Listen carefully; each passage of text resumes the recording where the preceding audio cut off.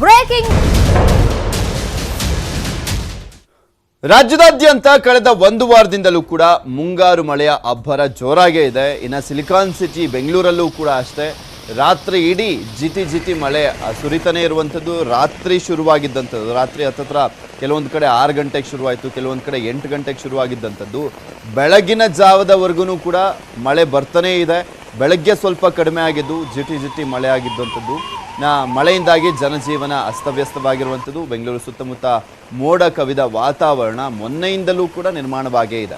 ಬೆಂಗಳೂರು ಅಷ್ಟೇ ಅಲ್ಲದೆ ರಾಜ್ಯದ ವಿವಿಧ ಜಿಲ್ಲೆಗಳಲ್ಲೂ ಕೂಡ ಮಳೆ ಆಗ್ತಾ ಇದೆ. ಕರಾವಳಿ ಭಾಗ ಆಗಿರ್ಬೋದು, ಮಲೆನಾಡಿನ ಭಾಗ ಆಗಿರ್ಬೋದು, ಉತ್ತರ ಕರ್ನಾಟಕದ ಕೆಲವು ಜಿಲ್ಲೆಗಳು, ಅಲ್ಲೆಲ್ಲ ಕಡೆನೂ ಕೂಡ ಮಳೆ ಸುರಿತಾನೆ ಇರುವಂಥದ್ದು. ಆಲ್ಮೋಸ್ಟ್ ಸಾಕಷ್ಟು ಕಡೆ ಮಳೆ ಸುರಿತಾ ಇರುವಂಥ ಹಿನ್ನೆಲೆಯಲ್ಲಿ ಜನಜೀವನ ಅಸ್ತವ್ಯಸ್ತವಾಗಿದೆ. ಇನ್ನು ಚಿಕ್ಕಬಳ್ಳಾಪುರದಲ್ಲೂ ಕೂಡ ಅಷ್ಟೇ ಮಳೆ ಗಾಳಿಗೆ ಬೃಹತ್ ಗಾತ್ರದ ಮರಗಳು ಧರೆಗುರುಳಿವೆ.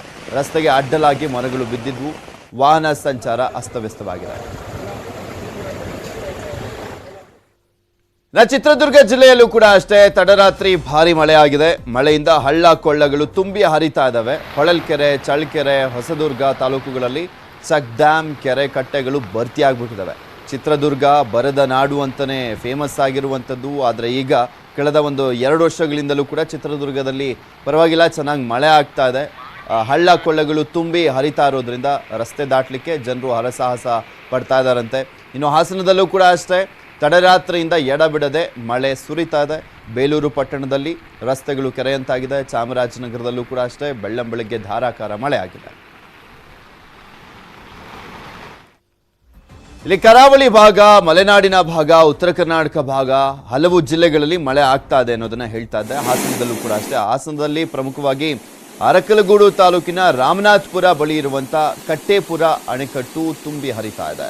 ಕಟ್ಟೇಪುರ ಅಣೆಕಟ್ಟು ಮೂಲಕ ಕೆಆರ್ಎಸ್ಗೆ ಕಾವೇರಿ ನದಿ ನೀರು ಹರಿತಾ ಇದೆ.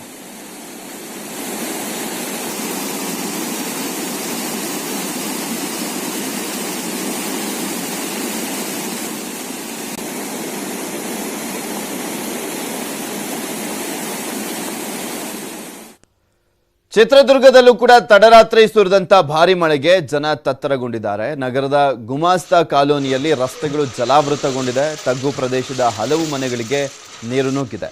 ನೀರು ಹೊರಹಾಕಲಿಕ್ಕೆ ನಿವಾಸಿಗಳು ಹರಸಾಹಸ ಪಡ್ತಿದ್ದಾರೆ. ಸಾಕಷ್ಟು ಕಡೆ ಹಿಂಗೆ ಆಗ್ಬಿಟ್ಟಿದೆ. ಮಳೆ ಸುರಿತಾ ಇರುವಂಥ ಹಿನ್ನೆಲೆಯಲ್ಲಿ ಸಾಕಷ್ಟು ಕಡೆ ಒತ್ತುವರಿ ಆಗಿರುವಂಥ ಹಿನ್ನೆಲೆಯಲ್ಲಿ ರಾಜಕಾಲುವೆಗಳೆಲ್ಲವೂ ಕೂಡ ಮುಚ್ಕೊಂಡು ಹೋಗ್ಬಿಟ್ಟಿದ್ದಾವೆ. ಅದರ ಜೊತೆಗೆ ಕೆರೆಗಳನ್ನು ಕೂಡ ಒತ್ತುವರಿ ಮಾಡಿದ್ದಾರೆ. ಸೊ ಹೀಗಾಗಿ ನೀರು ಎಲ್ಲೆಂದರಲ್ಲಿ ಹರಿತಾನೆ ಇರುತ್ತೆ, ಮನೆ ಒಳಗಡೆ ನುಗ್ತಾನೆ ಇರುತ್ತೆ. ಸೊ ಜನರು ಪರದಾಟವನ್ನು ಮಾಡಲೇಬೇಕಾಗಿದೆ.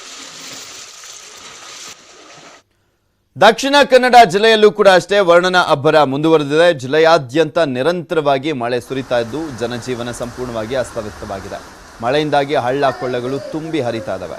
ಇನ್ನು ತಗ್ಗು ಪ್ರದೇಶದ ಅಡಿಕೆ ತೋಟಗಳು ಜಲಾವೃತವಾಗಿದೆ.